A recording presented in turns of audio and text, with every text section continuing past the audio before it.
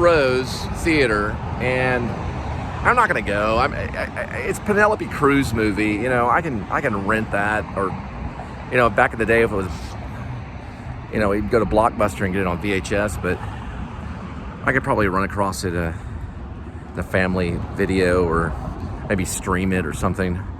But I thought it was an original work. That's why I was like, oh, are they doing original work? They've got a big lineup, a really big lineup. So what I'm learning is these are not like original local work. I thought it was the Lone Star Film Festival, as in, I got this drink right here for, I don't know, like $1. I thought, for some reason, I don't know why, I've been to some of these film festivals. The Fort Worth Film Festival is actually really cool. But it's actually a commercial Hollywood film, so there's no reason for me to go and sit down and have to, I can watch that anywhere. I might as well, I knew I should have brought my other thing. I might as well just go back to work. What time is it now? Yeah, it's going to be the same at the ISIS Theater. These are just commercial films they're bringing through. So it's a film festival, but it's not really a film festival. It's just like commercial work that's already been published, and they're just bringing it through to show it off to make money off of it. It's still kind of a cool thing. But what I like going to is a film festival where it's like local work. You know, like some college kid got a hold of a camera and he threw it together. And sometimes those film festivals are cool, and that's called the Fort Worth Film Festival. This one's actually called the Lone Star Film Festival. So I'm going to skip on it right now, but that theater is really cool. And then I'm probably going to head back to work, but I didn't bring all my cards. So anyway.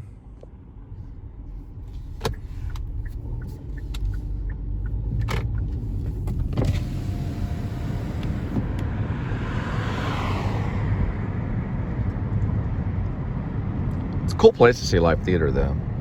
And movies, too. I just like seeing original stuff. I thought it was an original documentary that they were showing, but turned out it was something else. So, ooh, someone's getting married, too, over there.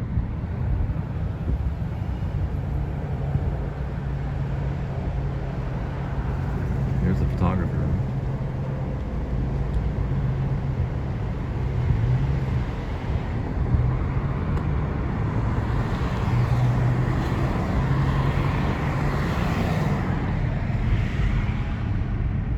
Yeah, I mean, if Penelope Cruz was there, then heck yeah, I'd probably pay a good $20 or $30 a meet her. She's like one of the hottest movie stars, or she used to be. I mean, she's still pretty hot, but she's doing a movie called Volver, and I know I've heard something about it. For some reason, I thought it was an original documentary, and I don't know why I thought that, but I looked through, what I did was I looked at the schedule, I looked through the documentary, and then I looked back at the schedule thinking that I was looking through the documentary section. And then it showed Volver, and I realized, oh, that's a narrative film. It's a Hollywood narrative film by Penelope Cruz. I mean, she may not say it's Hollywood, but she's Hollywood, so it's just like going and see a Hollywood movie anywhere else. And film festivals will do that. It does make me a little mad, but they will do that. They'll bring in big Hollywood movies, and that's fine. They can do that. That's fine. But they need to kind of, you know, like, what's the purpose of a film festival, you know? The purpose of a film festival is to show new work. Look at this car right here. So the purpose of a film festival for me, if it's a film festival, is to show new work. You know, you're going to be able to see commercial Hollywood films in all the movie theaters all across the nation, you know. Why bring in something that you can see anywhere into a, you know, like the Lone Star Film Festival? It sounds like to me, those would be films that are from local artists or Texas artists. And I thought they were. And I was reading through a lot of them, and some of them are. But Volver opens at 6, so a lot of times what they do is they show all this local work, and then they do like a feature film that's, you know, big studio stuff. So that's okay. There's the back side of the drive-in. But, you know, I was kind of like, what is this thing? What is this? Sounds like a cool title, you know? But I'm sure it's cool. I'll read up about it, and maybe I'll rent it or something out of Redbox and talk about Volver later. But there's no reason for me to spend like $15 and, you know, where I could just rent it from Redbox for $1 and screen it on my, you know, flat screen kind of thing. Those are all abandoned too right there. And that's the big courthouse right here. So I was thinking it was going to be a local artist, and I like to go to local artist films, you know, like a local filmmaker, because you can learn a lot, even if they make a lot of mistakes. You can learn some new tricks that they may put into the actual movie. That's kind of like why I watch a lot of Adam the Woo and Jordan the Lion and stuff, is because they throw out new tricks. I mean, it is video, it is digital, and they do have a lot of breathing room. But if a real film came through there that was a local artist that was using film, that's a big deal. That's a big deal. So if you're a local artist and you're like, well, we're going to do it on film, that'll be a big deal. It'll make it to festivals and stuff, because film is very difficult to work with. You got to develop it. You can't make too many mistakes. Of course, if it's digital video, it's not that big of a deal. But Inland Empire was all digital video, though. When David Lynch brought in Inland Empire into the USA Film Festival, that was all digital. And there's been several interviews where he's talked about how he's never going back to film, ever. That he's sticking with digital all the way. Which I think is cool. I think it's cool too, because film is a little showy. You can make your digital look exactly like film. You could do a digital film, digital video, digital film, or digital video.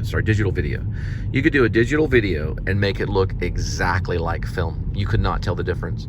And they rarely ever do a 35 millimeter projector. And you could do a digital video and turn it into actual 35 millimeter. You could revamp it and show it on a 35 millimeter projector if you wanted to. You can actually do that. You can switch the two if you'd like. Like all of this, I know I got 1,500 and more. I've got 1,550 edited vlogs, more than that. They could all be turned into film. Now, it would cost millions and millions of dollars and be very, very expensive, but it could happen, and you could be watching it right now on film and not even know. Because when they transition it, it looks like digital anyway. I mean, of course, only geniuses could do that. You don't even know what you're really watching, really, to be honest, because of how much tweaks they can do. Video and film look very, very similar. They really do. People don't realize it. But anyway, a lot of films now are only digital because they only stream them through a digital platform. For example, if you watch a movie on YouTube, like let's say you watch Gone with the Wind, which was done with film, right? It was done with celluloid film. You're watching it through a digital platform. Yeah, I have no idea, the guy that I talked to, but I asked if Rob Vasquez worked there, and they said, yeah, he's one of the playwrights or the playwright residents or whatever you call it. Because I've been in 10 of his plays ever since high school to young adult, maybe to about 27 or maybe 30. I don't remember the last one. I think the last big one that we did was Chicken Skin, and I played Solomon, which was a producer that comes in and discovers a woman that can possibly sing. Think of Selena. It was that kind of story. And the producer comes in, I think his name was Solomon. And comes in and says, you're coming with me, I'm going to make you a big star. And the mom gets jealous, and there's a big fight that happens. The son that's in it, who is played by Lane, really good actor, he plays kind of this jealous,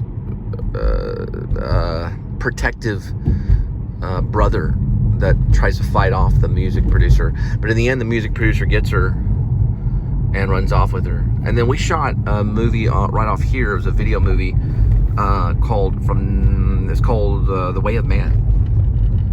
We shot it off that bridge right there. It was called The Way of Man. Part of the Once in a Lifetime series, which is From Now Until Morning, The Way of Man. And the third one was called That Side, which we shot in Irving. I was going to use this bridge instead of the other one. This one's higher because the character attempts to jump off the bridge.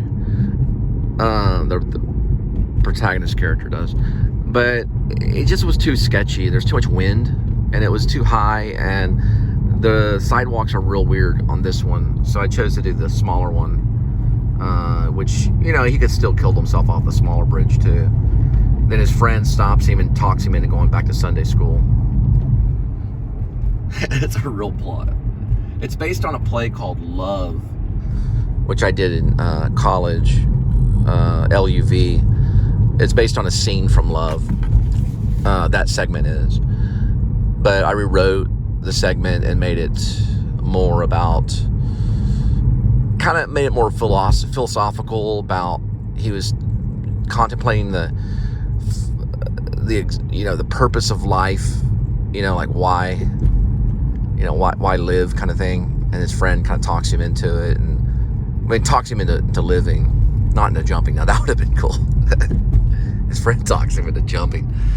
It would have been cool if we redid it and he does jump, or if we redo it and it shows him jump.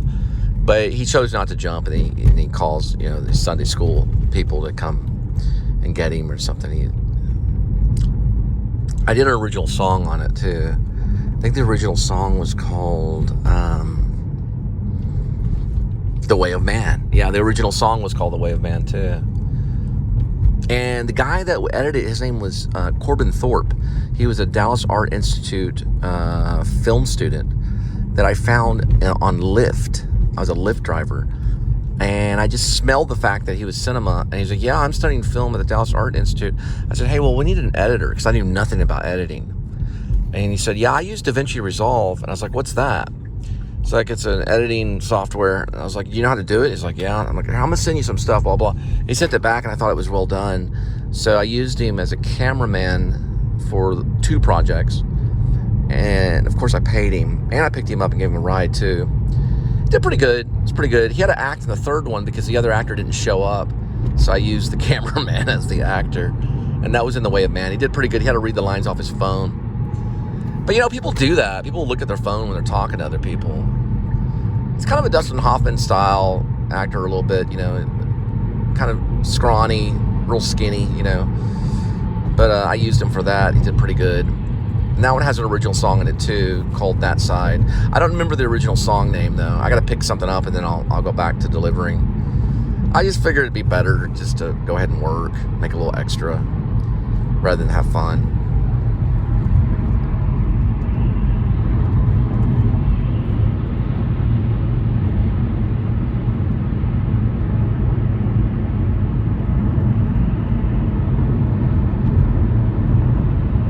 Yeah, just to clarify, with Corbin Thorpe, he did act in That Side, which is the 3rd trilogy after The Way of Man and From Now Until Morning, and Once in a Lifetime series. So he acted in it. He was a cameraman, but the actor didn't show up. He couldn't show up, and so the other actor didn't show up either. But I did use Danny Whitworth as the cameraman, who his brother is Johnny Whitworth, who's actually a movie star in Hollywood. He was in Empire Records. He played AJ. I used his brother as the cameraman, meaning he was behind the camera. His brother does a lot of behind-the-scenes stuff, like editing and other things. He's a graphic design artist kind of guy.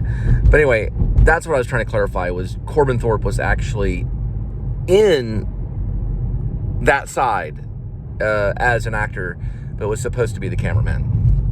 And I think Danny was going to be the sound operator. So we had to use Danny for the sound operator and the cameraman. And I don't think Danny wanted to be in it, or I don't know. It'd been funny if Johnny Whitworth was the cameraman. Johnny shows up and like, yeah, we're going to use you as a cameraman, and can you hold this boom mic? He's like a Hollywood movie star. It's like if Brad Pitt shows up and you're like, can I have you hold this boom mic over here for me? It's like, I'm fucking Brad Pitt. Yeah, hold the boom mic and shut up, okay? Well, I decided to come back and work on my door, because my screen door needs to be fixed, and watch some Grim Life Collective, Big Lebowski, filming location. And I also watched some stuff about Annie Baker and The Flick. You ever seen that play? And then the cat fell asleep, ate a tuna fish sandwich. There's the cat.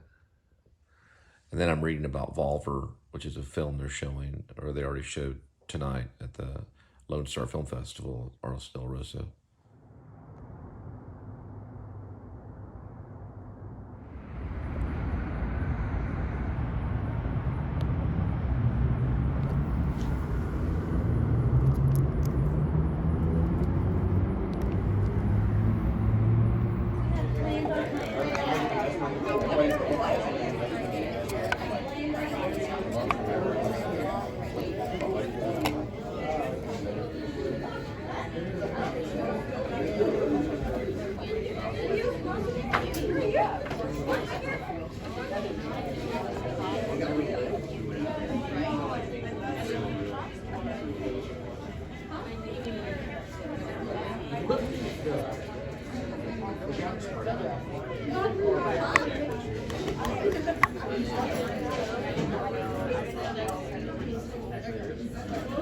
Sorry,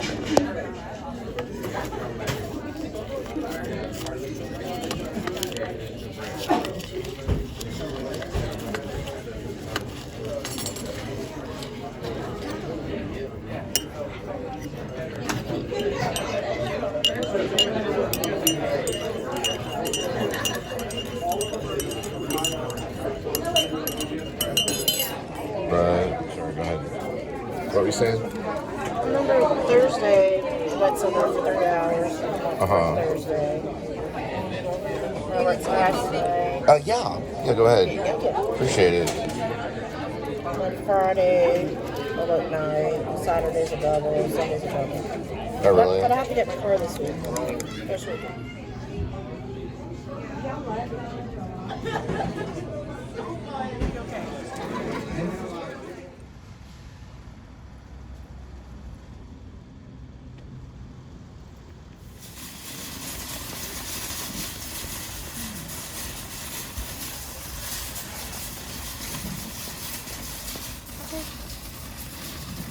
I'm doing a whole entry thing. Just keep going.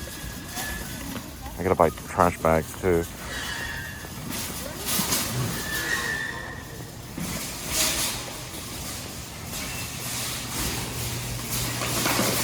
Attention associates, I need Eddie in maintenance to the ad office. Eddie in maintenance.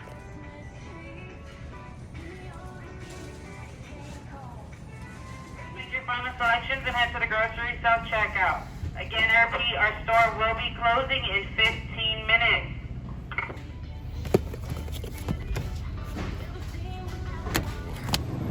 So here's my argument, when I approach, she's right down that way. Those $1.18 bags that we have, the trash bags, they're just ripping all them. We're going through those so much. There's too many of them. These are actually $3.37, which is $1 more if we get 2 of the others. But these have 20 bags in them, and they're more sturdy and they smell better. Hey, sweetie, these are 20, so there are 20 of them, and it's $3.34. You get $1.18 for the cheap ones, but there's only 10 of them in it. So 2 of them would be roughly $2.40. So you're paying $1 more for these, but these smell better, and they're sturdy, because the other ones rip. That's really what I said. No, we take out the trash every day anyways. No, too expensive. No, see what happens. The thing is that these smell better and they last longer. Yay! Not on my budget.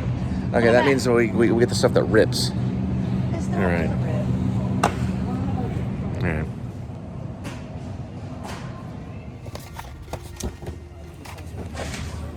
Don't tell me I didn't record that. Anyway, if I didn't, then the raw bags will rip, but the handle ones stay perfectly fine. You get the same amount, the 20 bags, but I know we're kind of those last minute. you pay $1 more for the hefty. So you get the fast access with the drawstring, but the other ones you have to kind of tie, but they don't rip as much. What I was trying to say was that the drawstring will rip at times. Those cheap $1.18 bags, you get 10 bags, but the ones that you tie up, the flaps, those usually don't rip. But you still have to be careful because it's very thin stuff. You're paying $1.18 for 10 bags. The hefty is better though. The hefty is great. It's like, wow, nothing gets through that. Plus I have a very narrow pantry thing that I open and pulling that thing through. I'd rather pay the $1, but we're actually budgeting. That was my reminder. So I've been sent on an assignment to pick up some cat food. Which is on the other side of the store. They keep the pet food on the complete opposite end, and the human food is way over here. I think it's a little biased because some people are now considering cats and dogs as humans. So, but it'll take a long time for dogs and cats to get their civil liberties. Of course, they'll have to march on Washington and protest, of course, with their owners. If not, they'd probably be shot point blank, especially if they tried to break into the Capitol. Imagine dogs and cats clawing at the Capitol because they want their civil rights. But I'm walking on the other end of the Walmart. As you can see, it's a long walk to pick up the cat food, which is on the other end, far from the human food. Actually, to be honest, people don't know this, but when I was at the actor's studio, I played a cat. And yes, it's true. I ate Fancy Feast. I think I chose Fancy Feast. I wanted the taste of the cat in my mouth as I was performing, kind of bring back kind of purring qualities. And I got a lot of compliments too, even from the instructor at the time, the acting coach guy, who's no longer with us, rest in peace.